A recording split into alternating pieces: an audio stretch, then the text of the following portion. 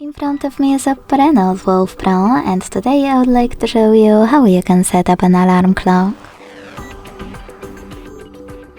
By launching clock and tapping on alarm at the bottom left corner. Now to manage some of its settings, click at the top right corner, select settings and adjust all of those under alarms. Then go back and to create a new one, use this plus at the bottom. Then set up an hour.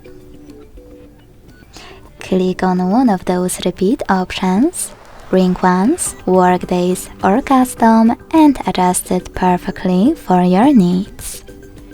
Then hit alarm name and label your alarm however you wish to, if you wish to. Now by selecting ringtone, you can click on this device, pick any song from your smartphone by clicking on it, and go back. You can also select one of those themes, like weather themes, or click on Spotify and log into your account to use music from it.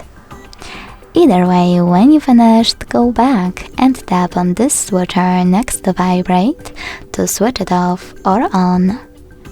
Then select snooze and decide how many minutes it will take, how many times it will repeat, and by tapping on this switcher next to snooze, disable or enable it.